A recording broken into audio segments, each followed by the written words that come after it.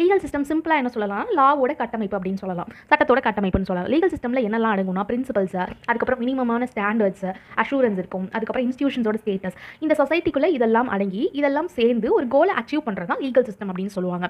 லாவோட goals achieve பண்ணுறது, பீப்புளையும் institutions அதுக்கப்புறம் கவர்மெண்ட்டாக கூட இருக்கலாம், இது எல்லாமே இந்த லாவை வந்து பின்பற்றி நடக்கணும் அப்படின்றது தான் லீகல் சிஸ்டம்னு நம்ம சொல்லுவோம். ஓகேவா? லீகல் சிஸ்டம் நம்ம ரெண்டாக பிரிக்கலாம், காமன் லா system, continental legal system. Common லா சிஸ்டம் வந்துட்டு இங்கிலாந்தில் தான் ஒரிஜினேட் ஆனிச்சு, அதுக்கப்புறம் அதோட காலனிஸில் வந்து இது வந்து ஸ்ப்ரெட் ஆக ஆரம்பிச்சது. கான்டினென்டல் லீகல் சிஸ்டம் வந்து வெஸ்டர்ன் யூரோப்பா கான்டினென்ட்டில் வந்து உருவாக ஆரம்பிச்சது, ரோம் எம்பையரில். ஓகேவா? இது வந்து காமன் லா சிஸ்டம் எதெல்லாம் வந்து இன்ஃப்ளூயன்ஸ் பண்ணுச்சுன்னா இந்தியா, யூஎஸ், கனடா, ஆஸ்திரேலியா இந்த நாடுகள் எல்லாம் இன்ஃப்ளூயன்ஸ் பண்ணுச்சு. இது வந்து ஸ்காண்டிவேனியன், ஃப்ரெஞ்சு, ரோமன், ஜெர்மன் இதெல்லாம் கான்டினென்டல் லீகல் சிஸ்டம் வந்து இன்ஃப்ளூயன்ஸ் பண்ணுச்சு.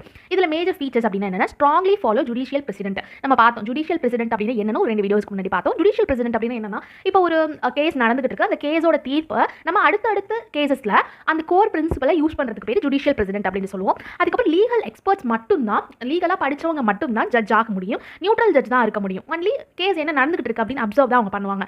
அடுத்து வந்து லெஜிஸ்லேஷனுக்கு தான் வந்துட்டு அத்தாரிட்டி கொடுக்கப்பட்டிருக்கு. கோர்ட் வந்து லாஸை வந்து இன்டர்பிரேட் பண்ணலாம், கோர்ட் வந்து லாஸை உருவாக்க முடியாது, அந்த லாஸ் கரெக்டா இருக்கா ஜுடிஷியல் ரிவ்யூ, இது வந்து காமன் லா சிஸ்டத்தில் வரும். அடுத்து வந்து கான்டினென்டல் லீகல் சிஸ்டம்ல என்னன்னா, இதுல வந்து டைல்யூட்டல் ஜுடிஷியல் பிரசிடென்ட் தான் மேக்ஸிமம் ஃபாலோ பண்ணணும். இந்த கேஸோட லா வந்து இந்த கேஸோட எப்படி சொல்றது, ஃபைனல் ஜட்ஜ்மெண்ட் அடுத்த கேஸ்ல ஃபாலோ பண்ணணும் அப்படின்னு கிடையாது.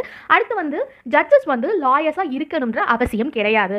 அடுத்து வந்து ஜட்ஜஸ் வந்துட்டு கேஸ் ப்ரொசீடிங்ஸ்ல பார்ட்டிசிபேட் பண்ணலாம். ஐ மீன் அவங்க அப்சர்வ் மட்டும் பண்ணணும்னு அவசியம் இல்லை, அவங்களும் போயிட்டு இந்த கேஸுக்கான தேவையான விஷயங்களை சேகரிக்கிறதா இருக்கட்டும், போயிட்டு சர்ச் பண்ணி எல்லாம் பண்ணுறதா இருக்கட்டும், எல்லாமே ஜட்ஜஸும் பண்ணலாம். அடுத்து வந்து லா தான் வந்து இங்கே சுப்ரீம். ஜட்ஜஸ் வந்து லாஸை வந்து ஈஸியாக இன்டர்பிரேட் பண்ண முடியாது, இங்கே ஜுடிஷியல் ரிவ்யூ கிடையாது.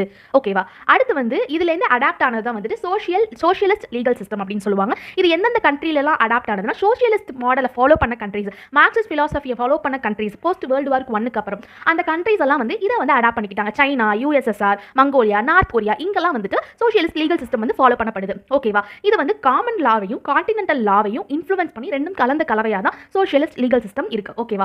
மேக்ஸிமம் இதுல வந்து கான்டினென்டல் லா தான் வந்துட்டு இன்ஃப்ளூயன்ஸ் ஆயிருக்கும், காமன் லா கொஞ்சம் மட்டும் தான் இன்ஃப்ளூயன்ஸ் ஆயிருக்கும். ஓகேவா? இது என்னன்னு நெக்ஸ்ட் வீடியோல பார்ப்போம். தேங்க்யூ.